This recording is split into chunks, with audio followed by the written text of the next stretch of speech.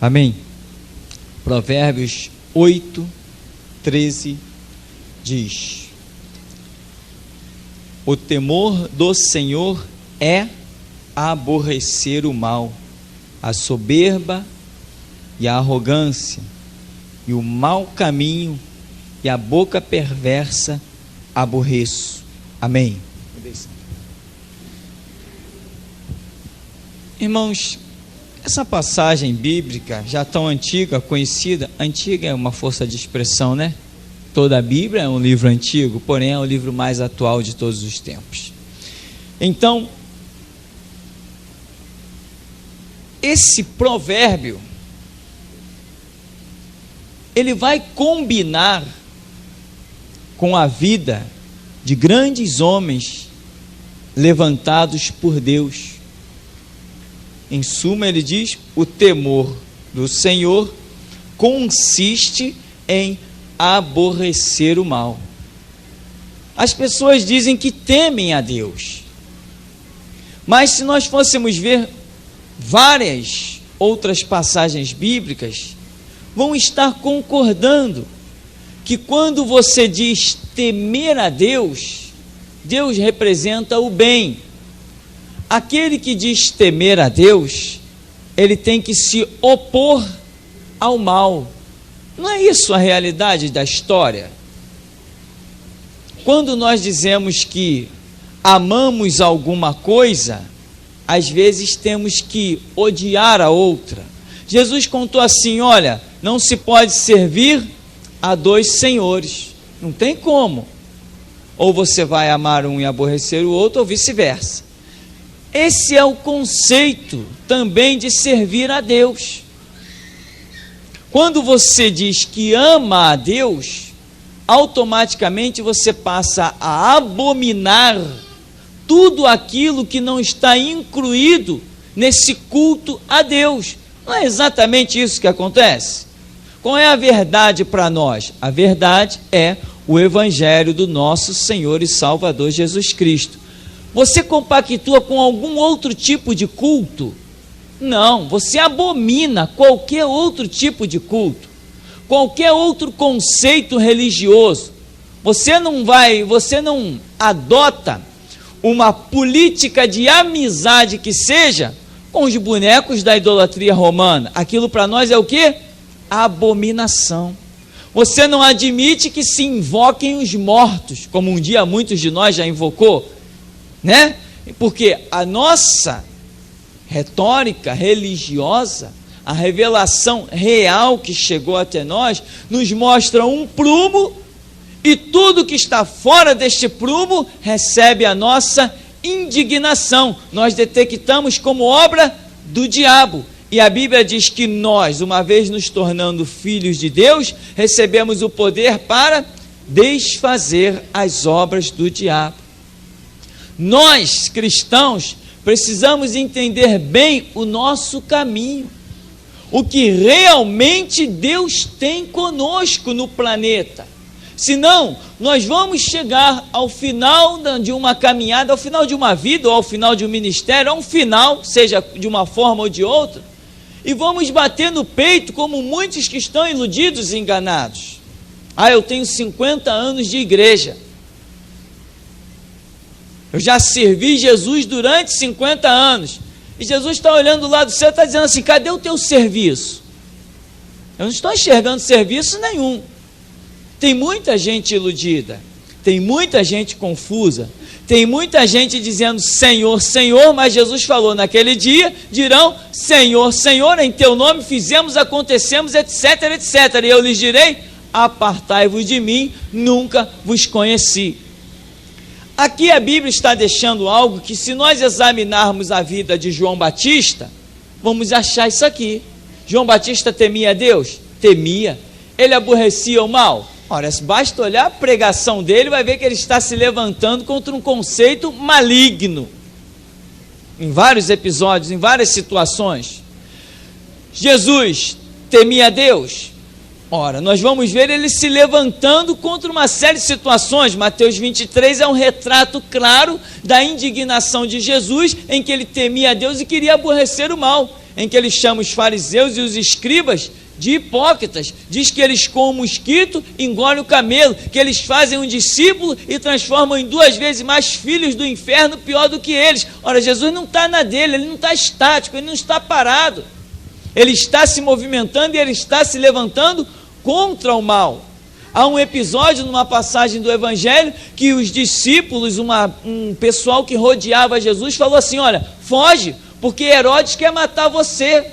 Ora, por que Herodes, um rei, queria matar Jesus? Porque alguma coisa Jesus está incomodando dentro do reinado daquele homem.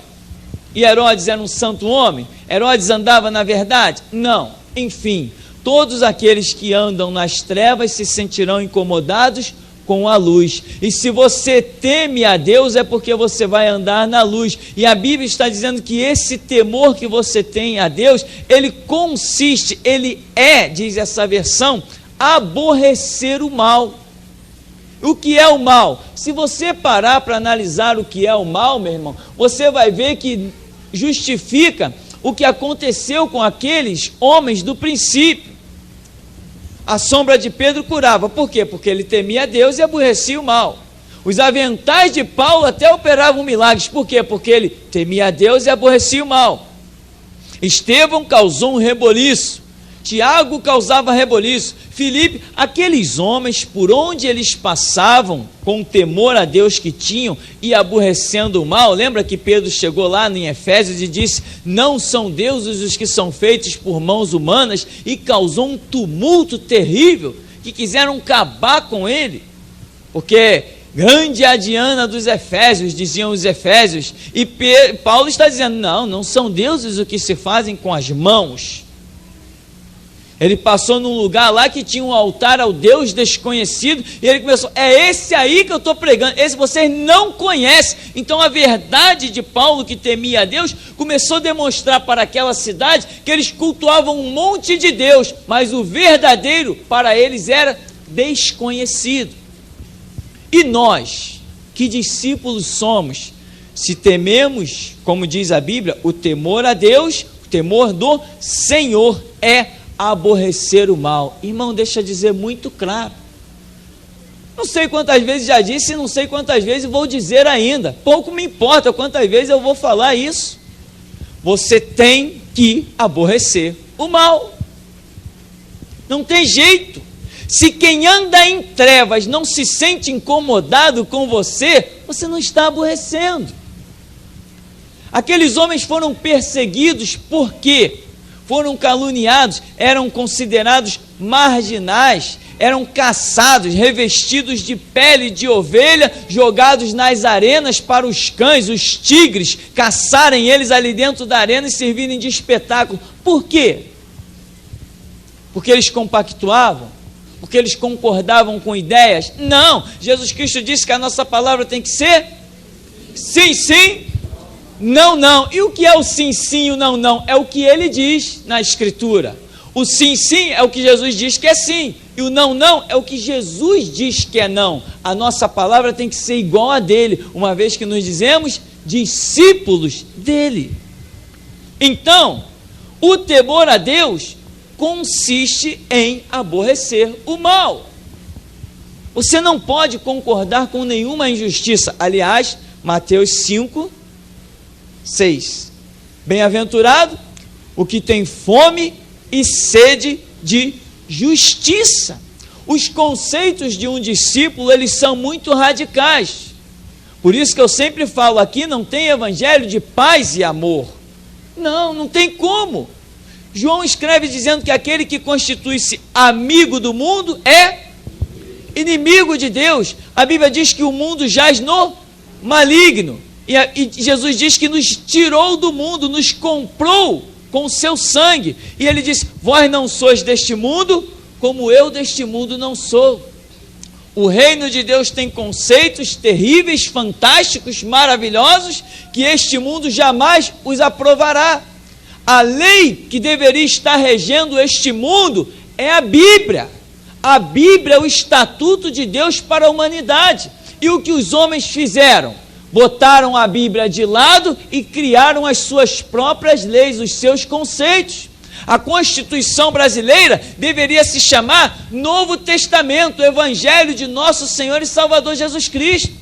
A Constituição americana deveria ser a mesma coisa, Evangelho de Nosso Senhor e Salvador Jesus Cristo, porque é esta palavra que veio do céu para reger todos os povos e nos constitui todos uma grande família com um único pastor, todos sendo irmãos, remidos e lavados no sangue de Jesus Cristo.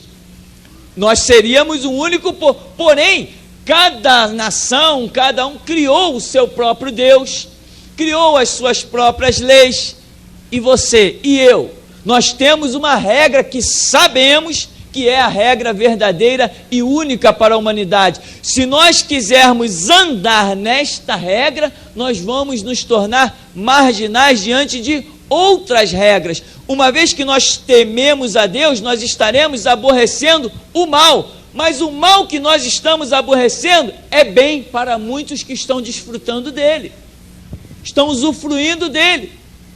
Se você não for uma pessoa consciente do que é ser um discípulo de Cristo, você não consegue permanecer. E digo mais, aqui, se você realmente não vestir a camisa do Evangelho, nem aqui você não consegue permanecer, que dirá no reino de Deus. Então, fome e sede de justiça, aborrecer o mal, você vai examinar Jeremias, vai examinar Elias. Elias era chamado o quê? Perturbador de Israel. Ora, como pode? Quem era o que guardava a lei de Deus? Elias. Quem era um santo homem que não fazia mal a ninguém, a nenhum semelhante? Elias. Quem é aquele que não roubava, não matava, não adulterava, não mentia, não estuprava? Quem era? Era Elias. E como é que um rei chega e vira e chama ele de perturbador de Israel? Porque a lei que Elias servia não compactuava com a lei que o rei ditava lá do seu trono. E nós, que tipo de crentes nós somos? Irmãos, essa igreja aqui, ela é uma revolução. Essa igreja aqui, ela é motivo de escândalo, ela tem que ser, senão não tem valor às nossas vidas. O chamado de Deus neste lugar é revolucionário, não é para você compactuar com mentira. Por isso que eu estou feliz, porque os irmãos chegam aí, a equipe de hospital chega lá, quer que ore por você? O Deus que eu sirvo é esse aqui, é o da Bíblia, não é aquele, nem aquele, nem aquele outro. É assim mesmo que tem que ser. É exatamente assim.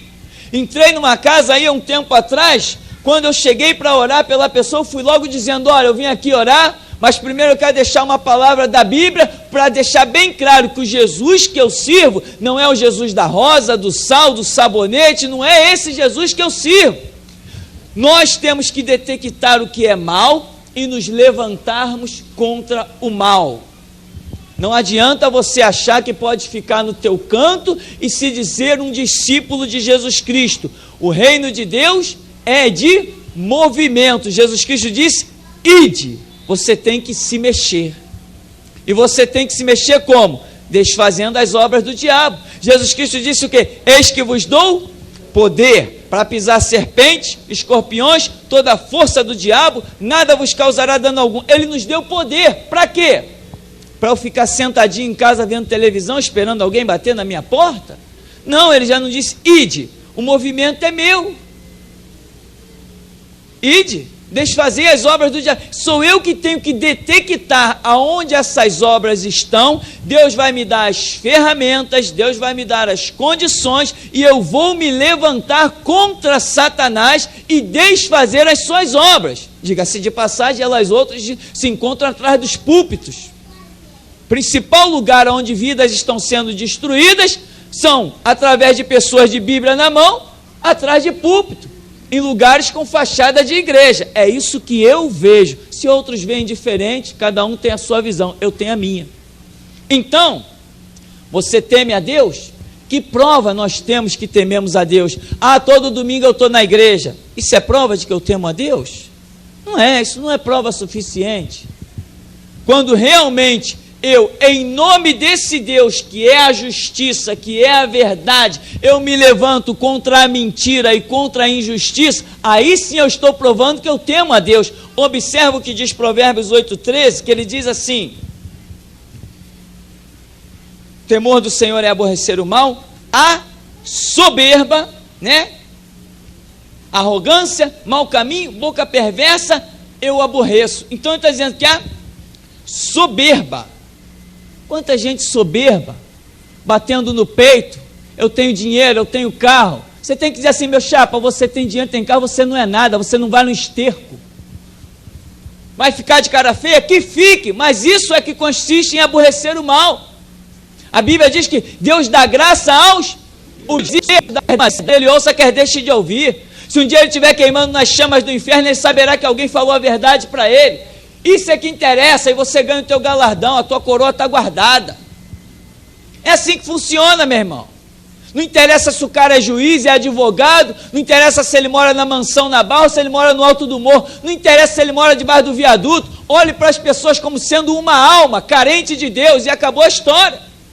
Porque o sangue derramado por um é o sangue derramado por todos, para todo aquele que nele crê. Então, é soberbo? Está fora. É mau. E o temor a Deus consiste em aborrecer o mal. Você acha que quantas pessoas tem nessa sociedade que um dia vão estar diante de você, se você quer ser um obreiro realmente de Deus, e você vai ter que olhar para a pessoa além das vestes que ela usa, além do carro que ela dirige. Um dia uma irmã já de 50 anos de evangelho chega para mim e diz, como é que eu vou pregar para fulano de tal? Ele tem casa própria, olha o carro dele 0 quilômetro, olha não sei o que mais que ele tem, não sei o que mais, e começou a falar dos bens que o diabo deu para a pessoa, e disse que não tinha condições de pregar para aquela pessoa, porque era uma pessoa que não tinha falta de nada. Será que não tinha falta de nada?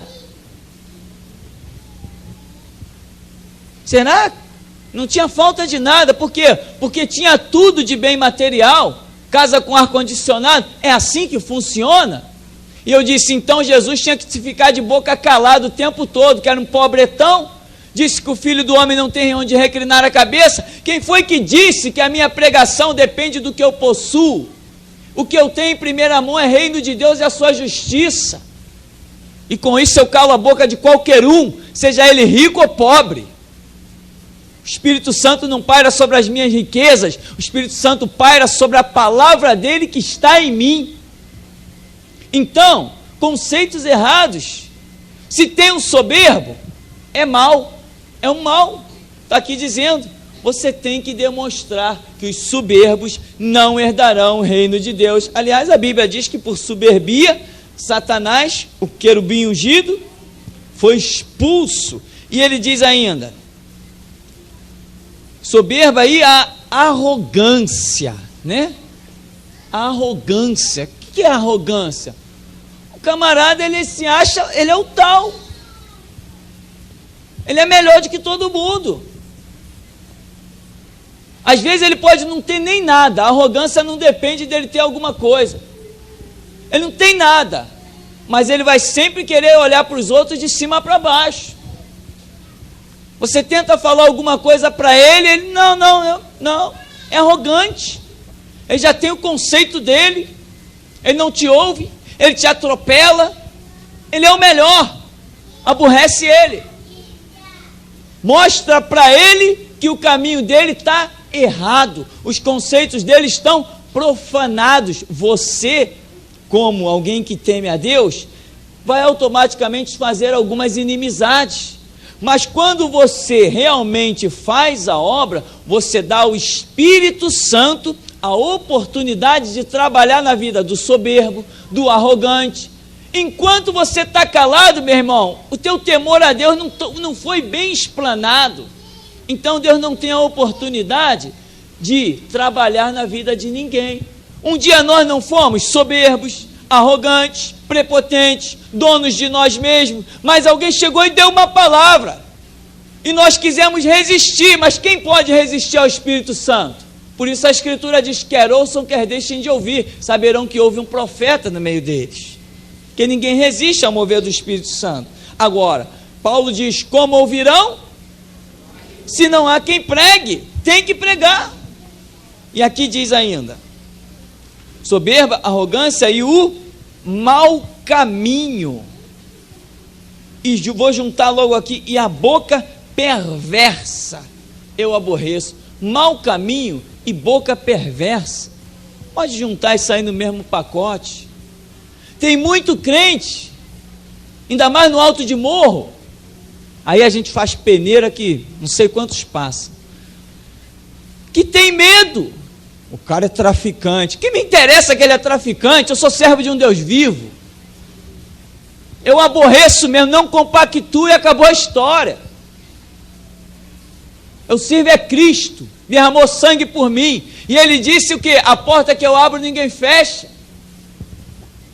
Entende? O que tem de gente, como diz aqui, com mau caminho, e como diz aqui, boca perversa, e crente com medo do cara, porque ele tem um revólver na mão. Eu tenho uma arma muito mais poderosa que a dele, a espada do Espírito, que é a palavra de Deus. Foi por essa palavra aqui que o mundo foi criado, não foi por um 38. Foi por essa palavra que o sol veio à existência, não foi por uma metralhadora. Eu não tenho medo de nada nem de ninguém. Eu aborreço mesmo, não gostou, manda me matar. É assim que funciona a minha vida. E por isso que eu estou caminhando como estou. E esta palavra é para escandalizar mesmo, para fazer peneira, para Deus sacudir figueira. É para isso que essa palavra é. Você teme a Deus? Prova que você teme a Deus, aborrece o mau caminho. Ou o cara abre a boca, uma boca perversa, um caminho mau, do teu lado, e você fica calado com medo dele? Não, meu irmão, negativo. Discordo da sua filosofia, meu amigo, e acabou a história. Não concordo contigo, não. Ah, mas não tem mais, eu sirvo uma palavra que é poderosa, que é lâmpada para os meus pés e luz para o meu caminho. E acabou a história, meu irmão. Que história é essa? Igreja se calar, a igreja, os filhos de Deus, se calar para os filhos do diabo. Não me façam rir. Aqui não é assim que funciona. Não devo nada a ninguém. As minhas dívidas são perante esse Deus vivo e poderoso. É a Ele que eu devo. É a Ele que eu sirvo. É diante dEle que eu pago o preço. Então, tememos a Deus? Todo mundo diz que teme a Deus. Todo mundo diz que teme a Deus. Mas tem crente aí que se diz crente. Quando tem uma intriga de qualquer maneira, vai procurar refúgio na boca de fumo. Que crente é esse? Que temor a Deus é esse? Que quando está em apuro vai pedir socorro ao diabo. Desconheço, e eu não sei onde Deus quer chegar com a gente. Cada dia o funil aperta mais, que tem de gente escandalizada. Praticamente nem começamos. O temor a Deus tá aí, ó, Provérbios 8:13. O temor a Deus, temor do Senhor, é aborrecer o mal, a soberba, a arrogância, o mau caminho, a boca perversa, eu aborreço. Acabou a história. Jesus não aborreceu o mal? Mas quando ele chegou na cruz, ele disse o quê? Pai, está consumado. Ninguém interrompeu a vida dele. Pedro aborreceu o mal? Se não tivesse aborrecido, não tinha ido parar dentro de uma cadeia. Mas não foi um anjo lá e não soltou? Quando ele está perto de sair desse mundo, o que é que ele diz? O Senhor Jesus já me revelou que brevemente hei de deixar o meu tabernáculo. Alguém interrompeu a vida de Pedro? Irmão, o que nós precisamos nesse mundo é completar a nossa carreira, como Paulo disse: combati o bom combate, completei a carreira e guardei a fé. Ninguém interrompe a tua vida, senão aquela promessa de Salmo 91:7 seria mentirosa. O que diz? 1000 cairão ao teu lado, 10.000 à tua direita, e tu não serás atingido. Quem diz isso não é homem que mente, nem filho de homem que se arrepende. Só se você realmente confiar em Deus, é que você vai ser um perturbador de Israel. Senão não vai ser um perturbador de Israel. E as pessoas entram aqui nessa igreja E vão ouvindo, enquanto a palavra vai agradando, vai agradando, vai agradando. Daqui a pouco Deus vem e traz um prumo desse, meu irmão, no culto seguinte, some todo mundo. É assim mesmo que Deus trabalha neste lugar. Ele faz uma seleção violentíssima. Aqui é lugar de valentes. Aqui é lugar daqueles que querem crescer na graça e no conhecimento, a ponto de encarar o diabo face a face, olho a olho, e pisar na cabeça do diabo. É para isso que nós fomos chamados. Quando o Senhor nos chamou a este ministério, eu falei: Jesus, eu aceito o teu chamado, mas para ser mais uma igreja, não, eu não quero. Mas se for para ser a igreja que faça a diferença na terra, eu aceito. É assim, irmãos. É assim. Estamos aí, olha, vamos completar 7 anos. 7 anos de frutos. 7 anos de frutos que não foi conquistado com multidão, foi conquistado com meia dúzia. Frutos poderosíssimos que estão abalando todo o globo terrestre. Não é com multidão que Jesus está preocupado. Ele está preocupado com valores, não é quantidade, é qualidade. Aquela meia dúzia que saiu de Jerusalém, o que disseram deles? Estes que transtornaram o mundo, chegaram também até nós. Como transtornaram o mundo? Aquela meia dúzia de gato pingado. É assim conosco, é a mesma coisa. Deus quer fazer exatamente assim conosco.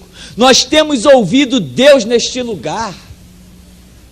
Quantas pessoas estão por aí batendo na parede? Deus fala comigo, Deus fala comigo, Deus fala, e Deus não está falando, e aqui a gente não pede, Deus fala. Deus nos surpreende com tanto que fala em nosso meio. Todo mundo aí tem sonho profético para contar, todo mundo tem visão disso, visão daquilo, todo mundo tem revelação na palavra. Deus derramou sua graça sobre nós. E às vezes eu fico angustiado de tanta operação de Deus. Meu Deus, eu estou fazendo pouco, estou trabalhando pouco, eu preciso trabalhar mais. Eu nunca vi Deus como tenho visto nesses últimos dias, nesses últimos anos. O temor a Deus consiste em aborrecer o mal. Uma coisa nós não podemos abrir mão: da verdade. Seja um amante apaixonado da verdade. Temer a Deus é comprar o preço, comprar a briga pela verdade. Não fica nessa teoria, meu irmão, teoria já vencida, de que há cada um na sua. Certa vez eu ouvi um pastor falar algo que eu não posso esquecer disso nunca mais. Um irmãozinho chegou para falar alguma coisa e mencionou alguma coisa sobre o diabo. E o pastor disse o seguinte para ele: irmão, o negócio é o seguinte, você fica para cá com Jesus e deixa o diabo para lá na dele. Tu não mexe com ele, que ele não mexe contigo. Você está vendo por que a igreja foi massacrada ao longo dos anos? Porque aqueles que nos antecederam eram todos covardes. Tinham medo que o seu sangue caísse sobre a terra, mas nós não temos esse medo, porque mesmo depois de morto, nosso sangue vai cumprir o seu propósito. O de Caim clamava, por que o nosso não vai clamar? Se ele cumpriu os mesmos propósitos que nós queremos cumprir. Como é que fica essa história? Você deixa o diabo para lá na dele e você fica para cá com Jesus. Não é isso que a Bíblia diz. A Bíblia diz que o Filho de Deus se manifestou para desfazer as obras do diabo. Você quer confronto contra o mal? Você quer aborrecer a soberba, a arrogância, o mau caminho? Você quer mostrar que a justiça de Jesus Cristo é maior e tem que prevalecer? É isso, irmão. Isto é evangelho, ou não é? Examina e vê se não é. Porque Jesus Cristo veio ao mundo? A Bíblia diz que Deus nos olhou em misérias. Todos pecaram, destituídos estavam da glória de Deus. Tinha gente de coração sincero nessa terra? Até tinha. Mas estava pecando por quê? Porque estava sendo induzido por outros. Jesus Cristo deixou isso claro. Chamou aqueles homens, os escribas, de quê? De hipócritas. Dizem que eles iam e faziam discípulos. Então tinha gente de coração sincero que se tornava discípulo do judaísmo, mas depois os próprios líderes pegavam esses corações sinceros e transformavam em 2 vezes mais filho do inferno. Tinha gente de coração sincero. Deus olhou essa injustiça e se manifestou entre os homens. Então, nós não vamos olhar a injustiça e fazer vista grossa. Eu não sou mercador para fazer ouvido de mercador. Não vou fazer vista grossa às injustiças. Ah, se alguém fizer injustiça para o meu filho, eu me levanto. Ah, é? O meu filho tem mais valor diante dos olhos de Deus do que o filho de outro? Os conceitos não são esses. A Bíblia diz que o nosso valor é um só. Por isso a Bíblia nos chama de irmãos. Irmãos são aqueles que têm os mesmos valores, são os que têm direito às mesmas heranças. Irmãos são aqueles que têm o mesmo pai. E pai, quando olha para os seus filhos, vê todos debaixo de um mesmo conceito. Então nós precisamos tomar cuidado também com o nosso conceito de cristianismo. O Senhor é aborrecer o mal. Então, como que você vai viver nesse mundo, se a Bíblia diz que o mundo jaz no maligno? Então significa que todos os conceitos do mundo são malignos. Como você vai viver nesse mundo sem aborrecer o mal? Não, eu estou conseguindo. Tem alguns crentes bons aí, tem uns crentes aí que olha que eu tenho inveja deles, são bons demais. Ele diz assim: não, irmão, eu consigo servir a Deus e me relacionar bem com todo mundo. Esses crentes eu tiro o chapéu para eles, eles são boníssimos, são uma maravilha esse tipo de crente. Eles conquistam tudo nessa terra, mas quero ver eles entrarem no reino de Deus. Não tem como, irmão. O mundo jaz no maligno. A Bíblia diz que a luz resplandece nas trevas, e as trevas não prevalecem contra. Não existe harmonia entre luz e trevas, existe briga constante. Lembra que para que existisse luz e trevas, precisou entrar a mão de Deus e fazer separação? Lá em Gênesis, fez Deus separação das luzes com a treva. Só Deus faz e fez separação, não existe comunhão, não existe harmonia. Hoje tem crente que se diz luz e consegue ter harmonia com as trevas. Não tem condição. O temor a Deus consiste aborrecer o mal. Então, querido, aonde você tem que ir depois desse culto? Eu vou te dizer. Vá para Mateus 6,6. Entra no teu quarto, fecha a tua porta e fala com teu pai. E pergunta a Deus aonde Ele quer usar a sua vida para tacar fogo por aí. Diz para Deus que você não quer mais ser um covarde. Você quer ser um instrumento nas mãos de Deus. Diga para Deus: eis-me aqui, mas eis-me aqui mesmo. Não é eis-me aqui, mas o que vai ser do meu filho, o que vai ser da minha esposa, o que vai ser do meu marido. Não interessa o que vai ser deles, interessa que eu tenho um plano para cumprir. Eu tenho um chamado ministerial. E isso não tem preço. Nada se compara a isso. Amarás ao Senhor, teu Deus, sobre todas as coisas, e ao teu próximo como a ti mesmo. Então, o mundo jaz no maligno. Se você pertence a Deus, vai pintar confronto. Não adianta querer harmonia e paz. Você não está cumprindo os propósitos de Deus. Não adianta vir com aquele papo furado: eu estou no meu trabalho é lugar de trabalhar, não é lugar de pregar o evangelho. Nada disso. Deus talvez tenha colocado você justamente lá dentro daquele trabalho para ganhar almas lá. Tem uma irmã aí na igreja, minha irmã, que ficava orando para Deus: Deus, me tira desse trabalho, Deus, me tira desse trabalho. Deus usava o profeta e dizia assim: olha, eu vou te tirar daquele lugar. Aí ela continuava orando: Deus, me tira daquele trabalho, Deus, me tira daquele trabalho. Deus usava o profeta e dizia: eu já não te disse que vou te tirar daquele lugar? Deus, me tira daquele trabalho, Deus, me tira daquele trabalho. Olha, não me toque mais nesse assunto, eu já não disse que vou te tirar daquele lugar? Não me toque mais nesse assunto. Resultado, hoje a igreja está cheia de gente que veio do trabalho dela. Você entende? porque ela salgou, ela aborreceu o mau caminho lá dentro daquele lugar, e Deus resgatou um monte de gente lá de dentro. Está aí um monte de gente na igreja que veio de lá. E realmente aquele lugar é terrível, é tenebroso.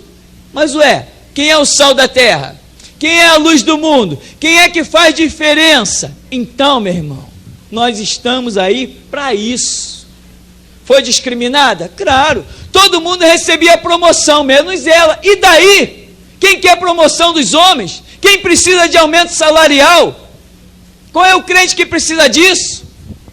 Se a justiça de Deus está na tua vida, o teu sustento está garantido, meu irmão. Se a vontade de Deus está na tua vida, se você está no centro da vontade de Deus, todas as tuas provisões estão garantidas, estão na mão de Deus. Ele é dono do ouro e da prata, Ele tem a glória, Ele tem a redenção, Ele tem tudo. A porta que Ele abre, ninguém fecha, que Ele fecha, ninguém abre. E Ele não precisa de dinheiro. Ele não precisa que você esteja num cargo A, B ou C para comer do melhor dessa terra, porque do Senhor é a terra, a sua plenitude, o mundo e os que nele habitam. Aborrece o mal. Doa em quem doer, não tem arma para te parar, não tem força para te parar, não tem, porque quem tentará contra o braço do Senhor é força, meça força com o nosso Deus, é poder, desafie o nosso Deus. Quando Saulo perseguia a igreja, o Senhor Jesus se manifestou para ele e disse o quê? Saulo, Saulo, por que tu me persegues? Senhor, quem é? Eu sou Jesus, a quem tu persegues. Perseguir esses daí, Paulo, vou te dizer uma coisa, duro é para ti recalcitrar contra os aguilhões, lutar contra o que não pode vencer. Eles estão aborrecendo o mal, e você está perseguindo a eles. Qual foi o resultado de Paulo? Ficou cego, caiu do cavalo, teve que ser guiado pela mão, e depois reconheceu que só Jesus Cristo é o Senhor. Por quê? Porque alguém aborreceu o mal, e o que se transformou Paulo. Mas se alguém não tivesse aborrecido o mal desde Jerusalém até Damasco, etc., Paulo talvez tivesse morrido na sua ignorância. É necessário fazer diferença. Então, o temor a Deus consiste em aborrecer o mal. O Senhor nos abençoe em nome de Jesus.